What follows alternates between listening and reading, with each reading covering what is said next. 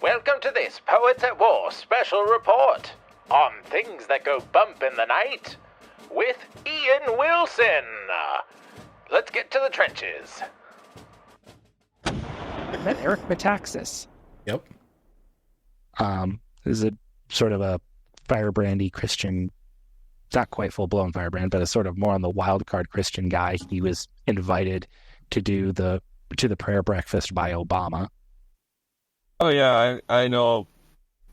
Metaxas was on the Phil Vischer podcast years ago before Phil Vischer went crazy. Yeah, well. Speaking of monsters.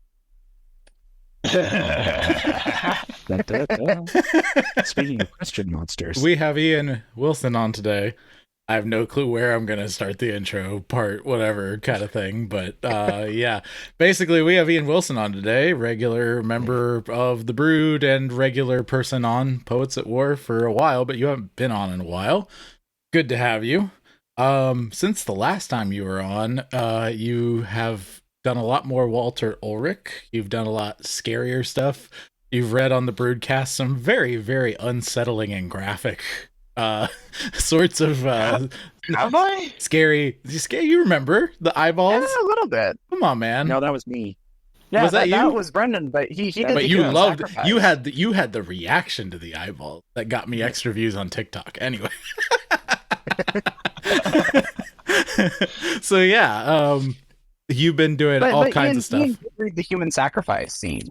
Yes, you did. You did do the human sacrifice in the basement in the Walter graphic. Ulrich story. That's fun. Well, yeah. But yeah, so we have you on to talk about monsters, their place in Christian fiction, that sort of a thing, and wherever else we go, because this is just us getting it together and talking. It's, you know, how it is. Splash. Yeah, exactly, right? So why don't you start it out? Like, what's your opening volley with this thing? I feel like we're all pretty agreed, but maybe we can push back against each other a little. Have a little pro wrestling match, I guess. Are you talking to me? Yeah, go ahead. Okay. Opening volley with just monsters in Christian fiction. Do we have enough? Let's start there. Do we have enough monsters in fiction?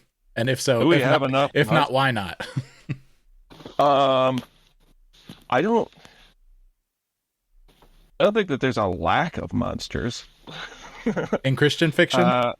No, I don't think so. Okay. I think that we have enough. It's just that I don't think that there are enough authors out there living who are exploring the paranormal horror genre. Because it comes with a lot of negative connotations, like the Satanic Panic in the 80s and the 90s and so forth. You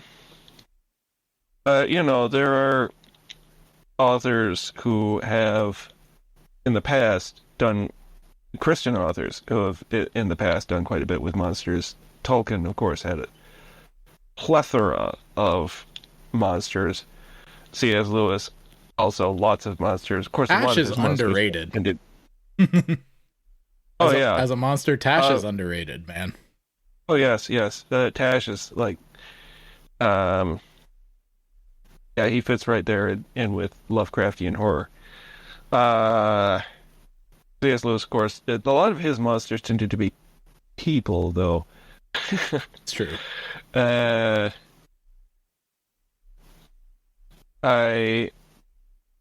Charles Williams didn't really do monsters. A lot of witchcraft, but very few monsters. But so there were, in the past, Christians didn't necessarily shy away from that sort of thing. I think we've become rather tame. Mm-hmm. But the Bible is not tame. Why do you think it is? Yeah, well, why have we become tame? I don't know. I mean, you could point to a whole lot of different factors in the culture. We have, since I'm going to say that it started around 1970. Started like really backing away from that sort of thing. I would say probably because of the negative connotations that came with horror movies, horror fiction.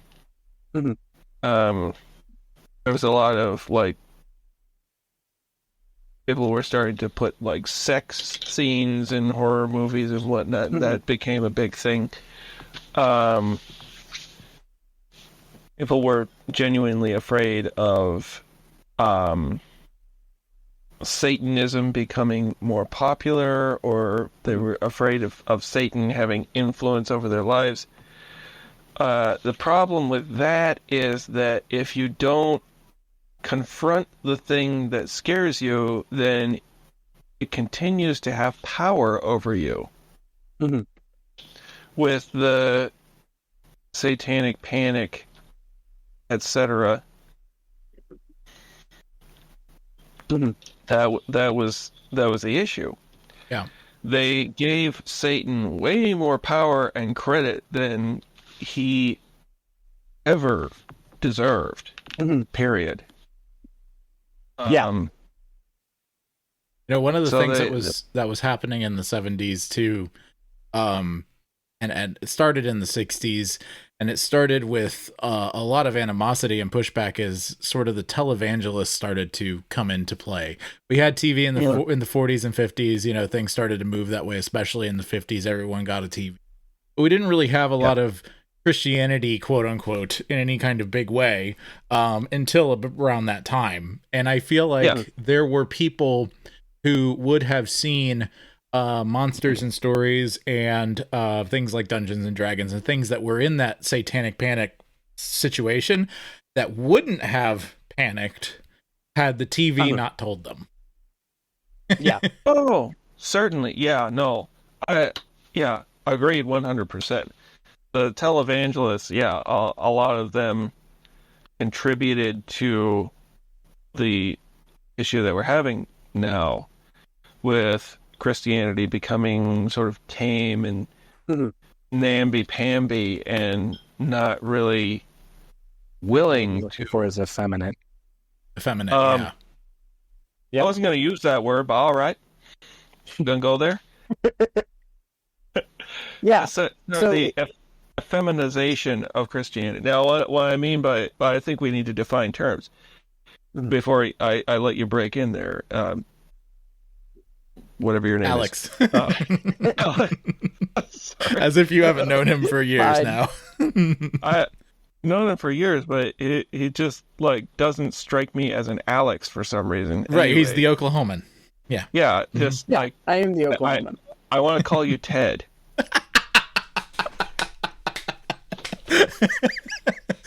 Now I'm like, Ted, Ted, okay. put the cookie never down gotten Ted now, before. Ted. Put the cookie down. Anyway, jingle all the way. Anyway, I may have to change my name in the Brood to Ted.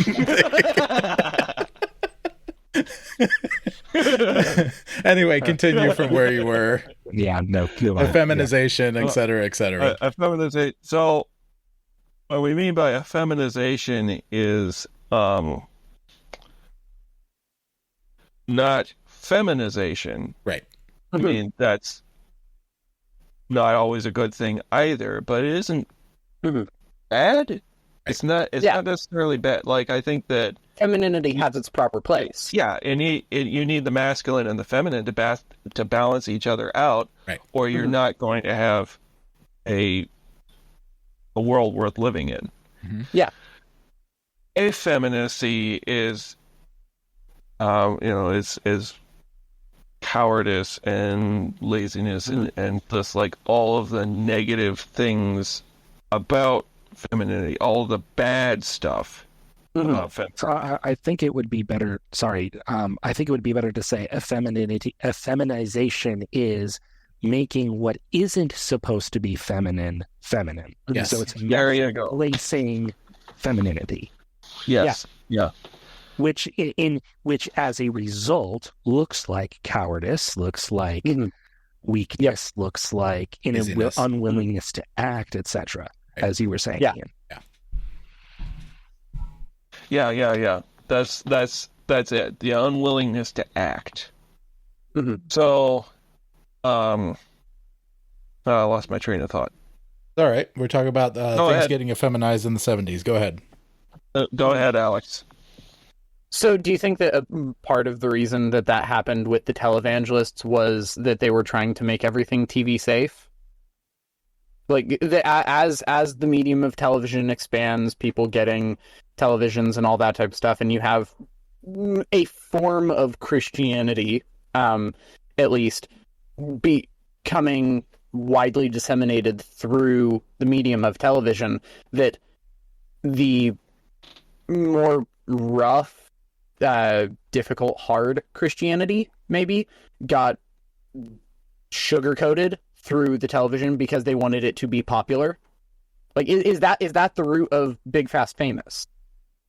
It's Finneyism taken to its next conclusion with the medium of television. Charles Finney, to be specific. Yeah. Yeah, Charles Finney. I'm just going to come out and say it. Charles Finney is the source of all the problems that we face in the Protestant church today. Especially in the Northeast. Those that come from Rousseau. Yeah. And Bernard of Clairvaux. What about Bernard of Clairvaux? That was something that Wilson talked about, how he was... Bernard of Clairvaux was the origin of anything that can be said about the church corporately can be applied to every individual individually, or every individual Christian individually as well. And that was the root of a lot of the feminization of the church. Gotcha. I would be very, very hesitant to do that. Yeah. Because Bernard of Clairvaux was pretty well liked by the Puritans, and obviously there was something about him that was redeemable. I don't know. I haven't actually read any of Bernard of Clairvaux's work. Yeah. I should probably do that. Well, a lot of people also go after Cromwell in the same sort of way. And while I think that there's way more about Cromwell to be appreciated than people do in most circles these days, particularly standing on what he believed is right to the very end, and working out what he believed was right as far as it possibly could go. I don't think we have that kind of conviction anymore. But I think that, his issue was he ended up getting paranoid, didn't really have a firm foundation as far as his creeds and whatever else. And as a result, we have a lot of issues in the church because of him even. So there's that as well. But yeah, just as a Bernard Clairvaux thing. Back to where we were though, Alex. You repeat kind of your question where you were. I think you were asking a question. Am I right?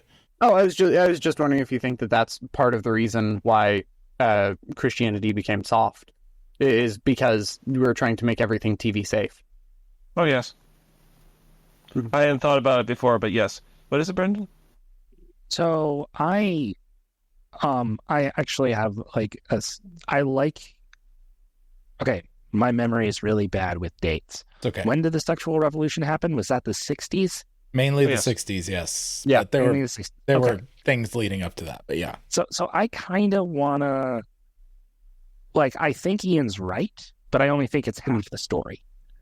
Huh? So, because we're talking about why are monsters not really prevalent in Christian fiction nowadays? Now, Ian says that they are, but the thing is, Christian fiction is kind of non-existent, I think. Yeah. And so let's talk. I think that is the bigger question on why. So what happens? 60s, you get the sexual revolution. What's the biggest thing that come out of the sexual revolution? Freudian psychology. Yeah. You get Freudian psychology. What do we have now? We have It didn't come out of that, to be clear, but it was didn't, popularized during. It was popularized Yes. during. Yes. So you get Freudian psychology. Suddenly people are now looking to non-spiritual things that can explain the more difficult elements of humanity. So now you take that and you run with it. And you run with it way more than you're supposed to. So what happens? Well, you get you get people starting to study other psychologists. Other psychologists start, popping up. You get Jung, you get all these other guys. Okay, fine. individually, the psychologists aren't a problem.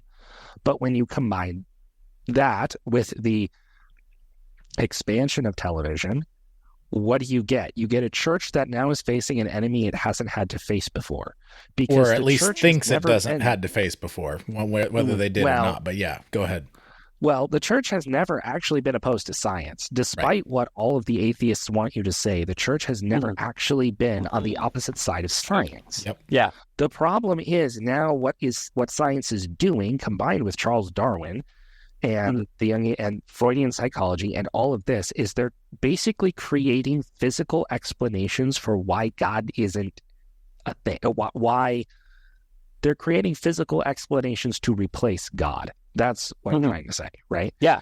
So now the church, which is caught with its metaphoric pants down in this case, even though they have the answer, they don't think they have the answer. So what happens then? You get the televangelists who are probably softening the message to make it TV friendly, but are also now speaking to a world that isn't like before it was my God beats your God. Now we're just trying to prove that our God exists. Right. And that's like a completely different conversation. Yeah. So what happens? Well, the church does when you have the softening of TV, or the softening of the message for TV, you also get conformity. Televangelists were conforming Christ's message to the television. And so then that mentality of conforming the message to whatever you are trying to speak to leads to the church conforming its message to materialists, which leads to the church's message becoming materialistic, which leads to the church becoming secularized. And behold, it goes back to disenchantment, my soapbox. Thank you for coming to my TED Talk. I'll be leaving. Love it.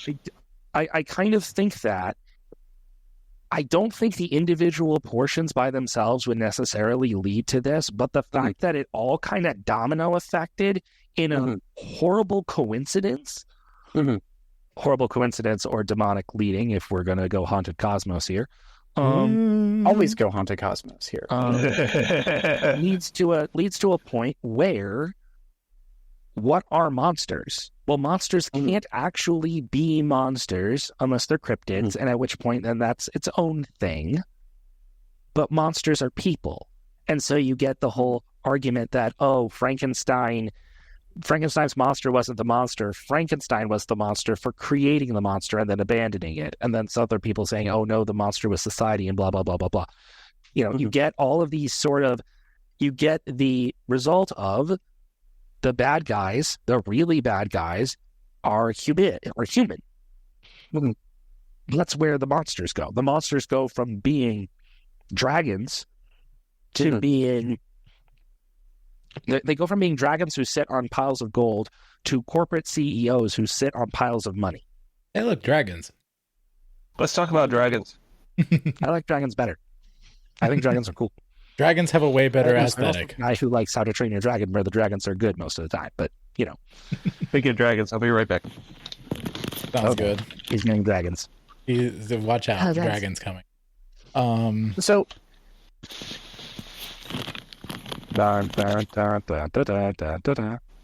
Oh, you didn't pause for me. No, Well, I mean, you were very we just short. talk. It's fine. We entertain the people in your absence. I did shadow What are puppets. you It was a saying? thing. I was going to say, has anyone read Monsters from the Id by E. Michael Jones at all? I know of it. I have not read it. No. I'm It's clueless. It's really interesting. It is a review of Western horror and monster fiction. And from Frankenstein, which he classifies as the first horror novel, through Dracula, through all of the weird stuff of the early 1900s, all the way to Alien. Yep.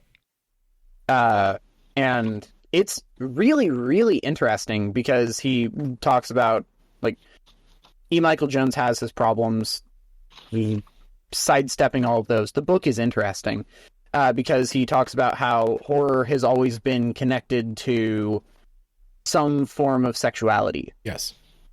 Because Frankenstein was written by Mary Shelley whenever she was at Lord Byron's place on Lake Geneva, or Lake like Placid in Geneva, I think.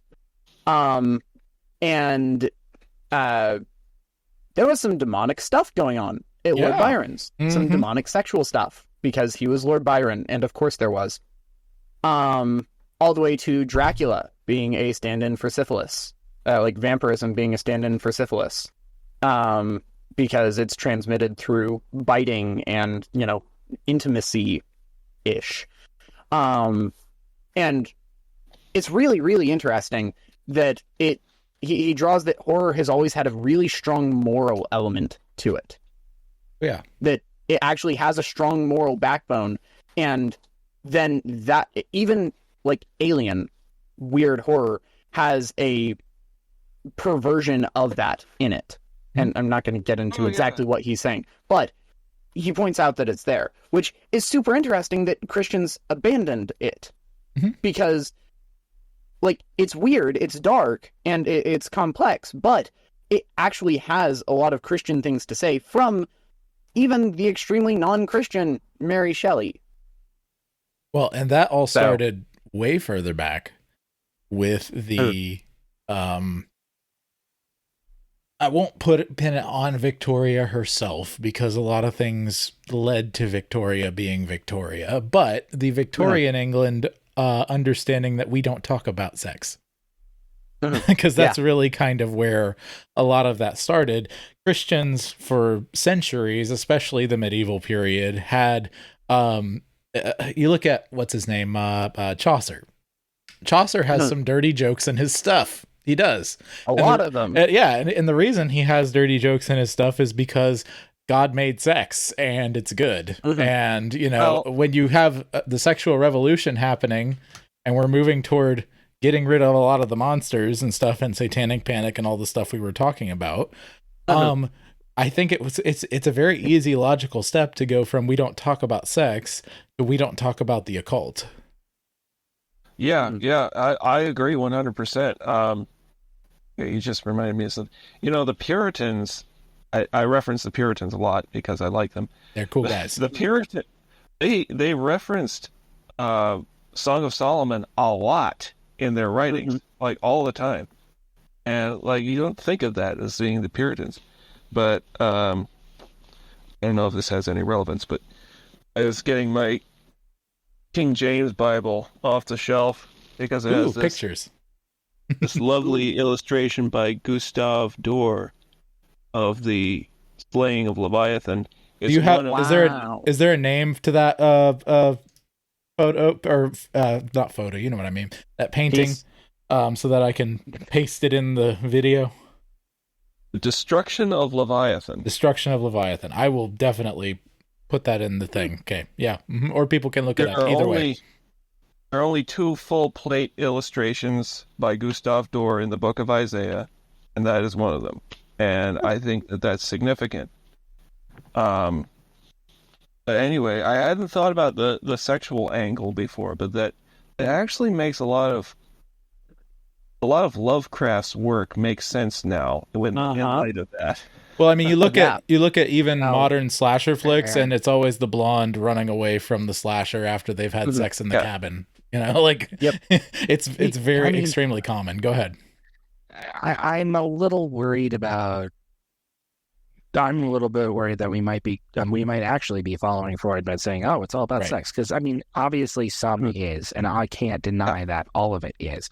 But Lovecraft had a lot of other issues beyond. Yes. He did that. And Freud's a perversion. I think what I'm saying is Freud is a perversion of the perversion. Because even with St. George, we have, the virgins are the ones getting eaten up, right? Like this is a clear thing throughout all of history. It's the purity being turned impure, but there's a perversion of the perversion where everything becomes fixated upon sex itself. We're not saying that sex and violence are intangible, like they're perfectly linked or something. This is the progression of things. You go from either violence to sex or sex to violence when you've been given over to a depraved mind. Yeah. Well, it's like no, go. Go. Okay. It's like in the Book of Enoch, and I reference the Book of Enoch a lot because it is If nothing else, it is very good horror fiction. Yeah, Uh, it is. you have the Watchers, the heavenly beings coming down on Mount Carmel. Is it? No, it's not Mount Carmel. Can't remember where it is. Coming down on one of the mountains and then deciding that they're going to have sex with mortals and breed giant monster children. And it's like, yeah, well, that's right there. Yeah. Anyway, Right, and then that's kind of what I wanted to jump in on, is that like there are two things, like there are two reasons why. One, monsters frequently represent something else. Mhm. You know, I don't want to be the person to say it's always sex. It's always something, but monsters frequently represent something else. yes. Yeah. I mean, we have that in Revelation. Yeah. Is Satan actually a dragon? Maybe. I would say yes. I mean, but yeah. I mean, it wouldn't surprise me if he could shapeshift and do that. That would make sense. But the way I read... Sorry, am I interrupting? no, you're good. Go. No, go. Wow. The book of Isaiah, where the prophet is having the vision in the temple, and the Lord shows up in all of his power and glory and majesty, and he has his seraphim. Is it 4 of them? Mhm. Or seraphim at the corners of his throne. That word, seraph, the best English translation of that word is flaming dragon or glowing dragon or brazen serpent. Yep. It's the best translation. So if Satan, assuming Satan was one of them, then yeah, that would be his natural form. Correct. Yeah. Right. But I would say that is the other thing, right? Yes, in literature, or at least human literature, a lot of monsters represent something else. However, we also have to deal with the fact that Leviathan existed. Yeah. Monsters existed. The Nephilim were real. The serpents that bit the Israelites in the desert, and they had to look upon the bronze serpent in order to be cured, the word was seraph, flaming serpent. You get satyrs in the Bible. And this is going back to the Biblical Cryptids episode on the Theology Podcast, and basically the entire thing of Haunted Cosmos. Like, we're dealing with a scenario where, hello, kid. We're dealing with a scenario where, like, we're rejecting monsters in Christianity, both in the sense that we don't want to deal with the complicated thing, and we don't want to use metaphor, and we want to have all of our stories be nice and happy, and God's not dead. Yeah, that's exactly right. And we also don't want to acknowledge that the world is weird. For all that Lovecraft gets wrong, he actually gets one thing right, and that is the world is so much more complicated than we admit. However, for Lovecraft, that is scary because he's not Christian. Yep. Can I just say, when you said for all that he gets wrong, my mind immediately went to the lyrics of Butterfly Kisses by Bob Carlyle. For all that I've done wrong, I must have done something right. And I'm seeing Lovecraft like shaking his fist singing that. Anyway, go ahead. Funny. Oh gosh, that's hilarious. Yeah, you said something that reminded me of something. So, one of the I love the old 1910s to 1930s pulp writers. I think that they were fantastic. One of them was I'll think of his name. H. Rider Haggard, one of my favorite authors. I have been reading one of his books called The Wizard, which is about a Christian missionary who decides to go to Africa and under the direction of God, performs miracles to thwart the African tribal priests.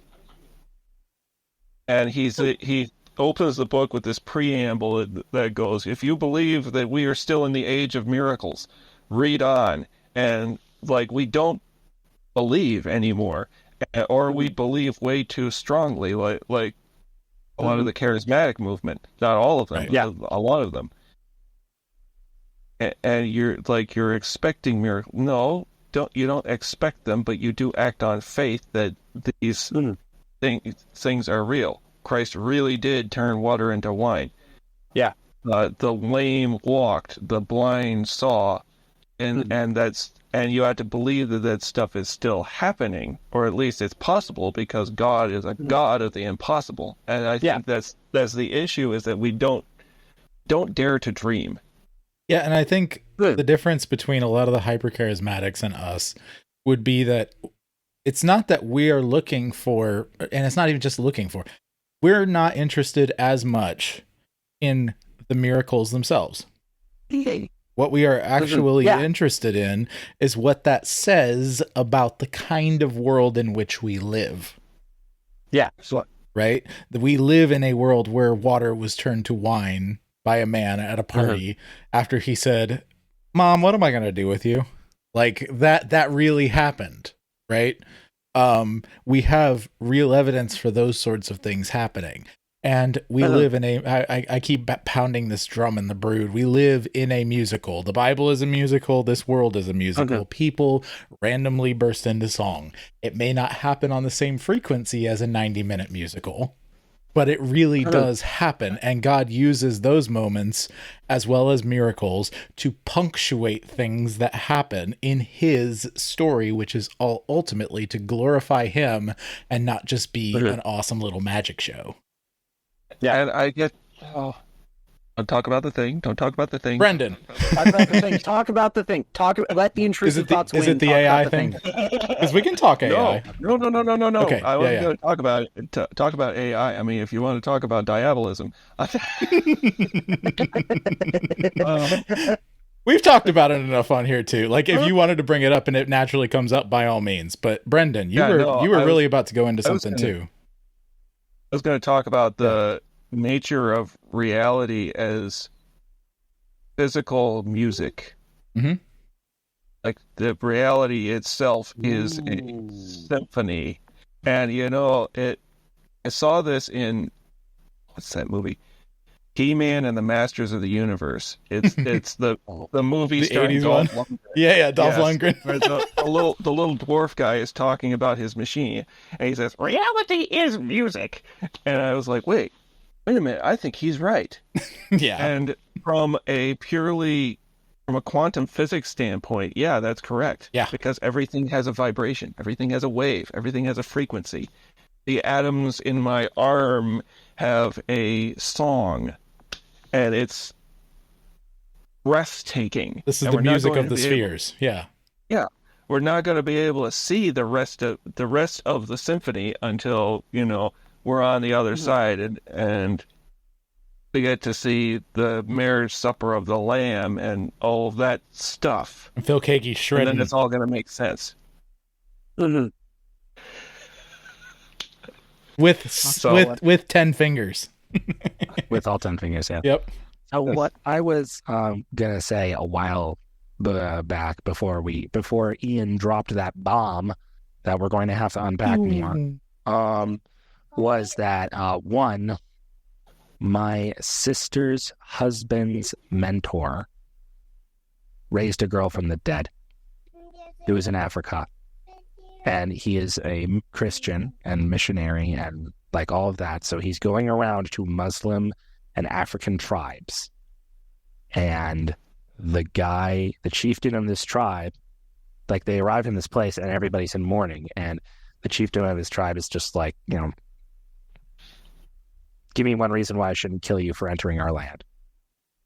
And he goes, I don't remember the story, but basically he goes in, sees the daughter, walks over, holds her hand, prays over her, and then says, "Get up," and she does. Mm-hmm. I believe that can happen. It's freaking wild. Okay, but like, oh hi. But What's up, the Debbie? the point is that yes, we shouldn't be looking for miracles to have power, but part of us are curious about miracles. That's all I'm going to say to that. Hi, that's me. The other thing though is look up, if you get the chance, Jim Butcher's Jim Butcher being cursed by a witch doctor. Jim Butcher is the author of the Dresden Files. When he was a kid, he was a part of a church youth choir slash I think it was a choir. They were a traveling choir. It was some youth. I think that's right. Anyway, they went to somewhere in South America into a jungle, and there's a buddy system, and the rule of the buddy system during the day was always all girls must go with one guy, no matter where. There must be a guy. And I'm like, cool, great church, love it. Teach men how to protect. Well done. Well, this witch doctor comes barreling out of the jungle, screaming curses and yelling, and he turns and he points to this girl who was walking across to get a soda from a vending machine, and Jim went with her, and Jim stood in the way.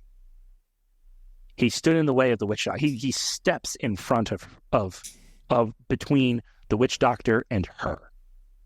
And everyone in the village got like quiet and was all hushed, and they were like, you were cursed by that witch doctor. Over the course of the rest of the trip, he avoids not one, not two, but 3 insanely deadly creatures.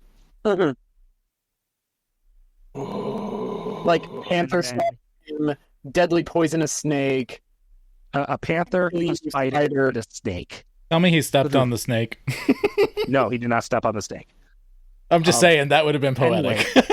Anyway, as he's leaving on the plane to go back home, the people, like the Christians who they had met at the village, who were from the area, come running up to him with the camera and goes, no one has been cursed by that witch doctor and survived. Tell me your name, tell them you're alive, and tell them that you're heading home. And he does that, and the people drove the witch doctor out when they showed them that video. But it's a great story. It's an amazing story, but there are 2 things that I think are really important. 1, the curse was effective. 2, line of sight and light of effect have real work in the real life. That's funny because those are D&D game terms. In fact, he blocked the spell. He blocked the spell and took it himself. Now, yeah, it's Christ parallels, blah, blah, blah. But like also like, hello? Weird stuff happens. Why are we avoiding weird stuff, and why aren't we including monsters? Well, and I wasn't even saying Christ parallels. I was saying you will trample serpents, lions, tread on all your deadly foes. Sorry, I know my psalms in rhyme mostly, but yeah, that's Psalm 91. That's what I was thinking of, talking about trampling on the lion and the cobra and the et cetera, et cetera. So yeah, continue. I only know it in That's a koala bear. King James form. Ye shall tread upon the lion and the dragon, the young lion and the serpent you shall tread underfoot. Yep. I read that one every night for a while for reasons I won't get into. Obvious reasons. It's that psalm. Obvious reasons. It's that psalm. Listen, people, just for real. I'm surprised Haunted Cosmos hasn't talked about it more, but Psalm 91, man, that's the one. If we feel worried about something and have serious dread and whatever else, just have Psalm 91 remembered and start saying it. Like, for real. Like, I've never had a sense of dread that couldn't be run away by Psalm 91 being repeated. So. Yeah, absolutely, isn't it? Okay, so going back to the original idea of monsters, a little bit different angle. How can we as Christians, specifically Christian storytellers, properly bring back monsters? Because you said that we have examples of it, that we have Lewis and Tolkien who used monsters quite frequently. How do we translate that, because we can't just take what they did. Plagiarism is generally looked down upon. But how can we take the history of monster storytelling that we have in the Christian tradition and translate that into what we're doing in the modern day? Obviously, you're doing that with your Walter Ulrich stuff, and that's fantastic. How do you think about that, and how do we broadcast that to artists who are wanting to resurrect this tradition? You have to embrace difficult topics, for one. You can't run away from the fact that there is really hard, gritty, awful stuff in the Bible. And I mean, Leviathan, the way it's described in Scripture and other Semitic texts, this thing with like 9 heads that's flailing around, destroying ships and breathing fire and all of that dramatic stuff. That's real. It's in the Bible. There are vampires in the Bible. There are satyrs, demonic entities in the Bible that Jesus casts out. There's the blazing serpent. There's all this really hard stuff, not to mention all the war and violence. You have to embrace that and make it part of your reality. You can't just kind of pretend it doesn't exist and put the blinders on. You have to embrace the fact that that exists in the world. You have to, secondly, you have to embrace the fact that reality itself is weird. Weird, strange, unusual stuff happens all the time to people. I mean, my mother saw a UFO a few weeks ago. But there's still no explanation for that. Right. What happened? Was it a weather balloon? I don't know. Whatever. But weird stuff happens, and you have to just say, okay, that doesn't have an explanation.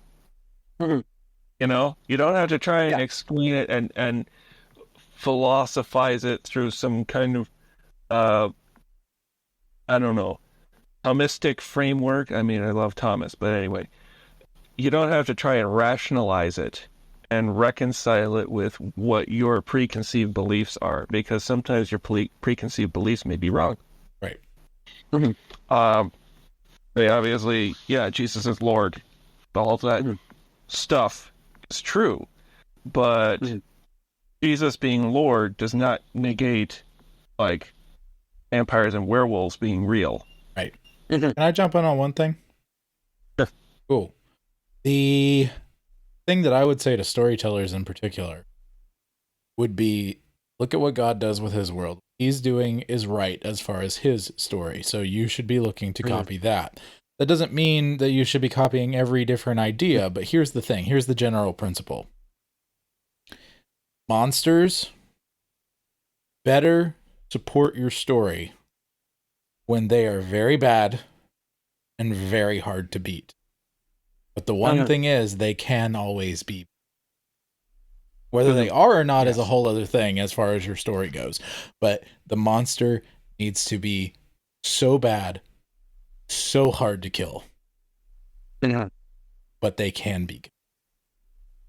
That's how God writes his best monsters. Those are the ones we are the most afraid of. Those are the ones your readers are going to be the most afraid of. Are the ones that are really bad, really hard to kill, but they can be.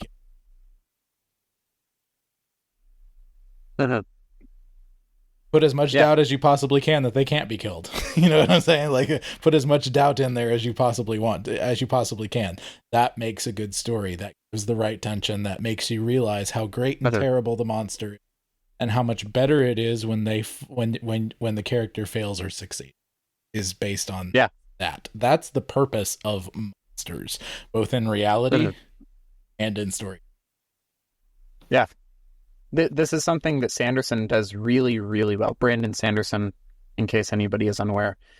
is setting up the bad guys, the villains, as these massively unbeatable foes. I'm thinking of one example in particular.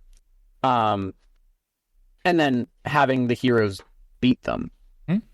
And he does that a lot.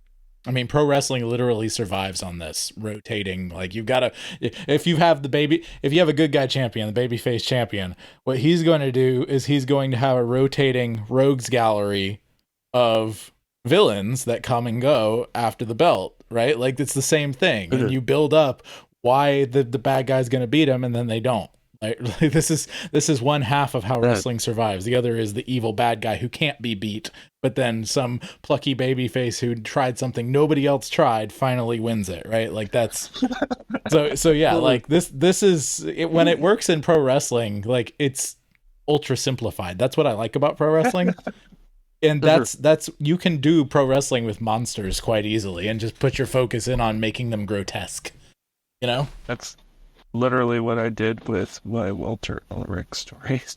yeah, there you go. He just built up bigger and bigger monsters until he was basically fighting Satan himself. And You heard it here, folks. Walter Ulrich is basically pro wrestling. Wow. I really need to read these books. or not, you don't tell me you're surprised by that. You're Not not, at all. surprised I by knew it. this. Not at all, in any way, I'm just shape, or saying. form. I'm proud of you for admitting it, because pro wrestling is a lot better than people think it is, and also you're not like so precious about your stuff that you can't admit that. You know what I'm saying? Like, yeah. I'm not reinventing the wheel. I mean, Walter Ulrich is just borrowed from a whole bunch of different things. It's a little bit of Hellboy here, Yep. a little bit of Solomon Kane there, and just mix it up into this stew of Awesome. werewolf action. Yes, I love it. I love it. It's a stew of a werewolf playing Constantine with less magic. Anyway, so I kind of want to push a point a little bit, if I may. I don't know how much more time we've got, but I just want to push this one point. When Yeah, we dealing with started a little monsters. later. It's fine. We got 10, 10 minutes. minutes. Yeah, 10, 15 minutes. Like with Joshua's main point of darkness. Joshua's main point about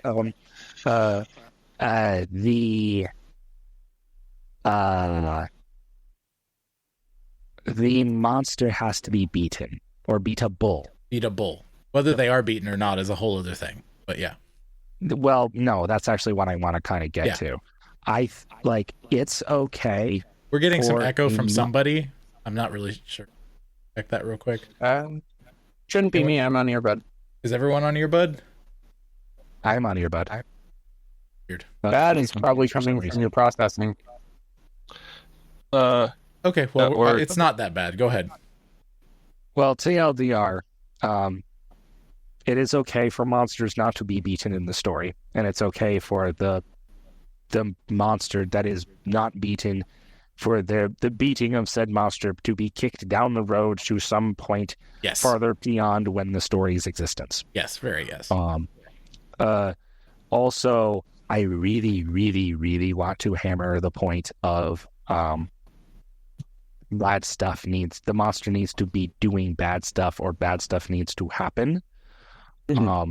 Because if that's like, obviously you need to know what audience you're aiming for. If you're aiming for something that's kid friendly, the bad stuff needs to be relatively tame. If you're aiming for teenage and up, then you need to figure out what is the bad stuff and how bad can you get away with, because different types of badness can be different. Also, the type of bad is very volatile. Orcs are easy to beat, except that they come in large numbers and are excessively cruel and totally willing to take advantage of weak people. Yes. They have no morals, they have no things like that. That's where their threat comes from. Contrast to a Balrog. A Balrog is just really freaking strong. The Balrog you cannot beat in a fight one-on-one unless you're Glorfindel. In which case, then you can kill two while dying and so impress Manwë that you get brought back to life. so that you are not actually a mistake in the Lord of the Rings. Yeah, that's fun. Know that. Well, I'm Yeah. respect for Glorfindel now. Glorfindel is sick, dude. Yeah. Elves from the beginning. He gets into a fight with Morgoth, fighting off like 2 Balrogs at the same time, and he kills both of them while dying himself. Yep. And then he gets brought back to life because Tolkien wrote that after he wrote The Lord of the Rings, when Glorfindel was in there, and he's like, "Wait, I need to have him alive still." I think he said that he was considering having a second, a second elf named Glorfindel. But then he was like, "Nah, I think I want it to be that one." Yeah. So Brian said then they just give the ring to him. Right? Yeah, their argument has corrupting nature. If Glorfindel corrupted, could you imagine how awful that would be? Can Worse than Sauron. Never mind. Yeah, Can I just do one more tangent before we get moving on? Well, Really the short. The main point I want to say is that for monsters, know that it's okay. Like, it's really okay for them to be bad, and not only is it okay for them to be bad, it's okay for the heroes not to be able to beat them. Yes. The heroes not being able to beat them. Not that they're not beatable, but that the heroes can't beat them, because that can create interesting scenarios. Yes. Eventually, in one of my stories, my characters will come across something they cannot defeat, and they have to hide, and that changes the tension. So, continue. Joshua, you wanted to do one more tangent. Last tangent, and then we can rock on. Basically, I was gonna say I wanted to recommend to the three of you and anyone the YouTube channel Men of the West. I don't know if you guys seen it before. He's a Tolkien lore guy. Good dude. Yeah. So the thing with him is he did a video that is still one of my favorites. If I remember, I'll link it. But he does sometimes like theories. What if this happened? He does what if videos, like what if this happened in the story? Where would it end up? Blah blah blah. One of my absolute favorites is what if they gave the ring to Tom Bombadil to take to Mount Doom? And it is so like if he actually agreed to take the ring, and it was hilarious. I'm gonna have to watch that. Yes, that's a really fun one. So I just wanted to recommend that. I won't spoil it, but yeah. Okay, Ian, do you want to plug your stuff so that people can see your stuff, and I'll remember to put it in the doobly doo. Plug. Okay. I will plug. So I have my 4 fantasy novellas. If you like Tarzan, Conan the Barbarian, Lord of the Rings, Narnia, things like that, you will like my books. They are Song of Emrys, The Sword of Emrys, Tower of Emrys, and The Fall of Emrys. And they're all by me, Ian Wilson. Then I have my one horror book. It's sort of an anthology, but the stories kind of flow in a logical pattern. The Walter Ulrich Files, which is under my pseudonym. It's gone. Ecmacleum. Okay. You can find all of those on Amazon. Awesome. Well, Okay. one thing I'll say to you, Ian, is I'm planning on redoing which one's the second one? Emrys? Second Emrys one. The Sword of Emrys. The Sword of Emrys. I plan on redoing the Sword of Emrys for you slowly over time. In a little while, because I'm doing audiobook stuff regularly. I may as well throw a page of yours in daily to get it done slowly, whatever. But I did do the first one for anyone who wants to get that on Audible. And I had a lot of fun doing it. I'm hoping to do more in the future, like I said. So everybody, be your family's bard. Do not turn to the right or to the left, and the Lord will be with you. See you next time in the trenches on Poets at War. Godspeed. For more conversations with artists in the trenches of this war of poets, visit joshuadavidling.com. God of song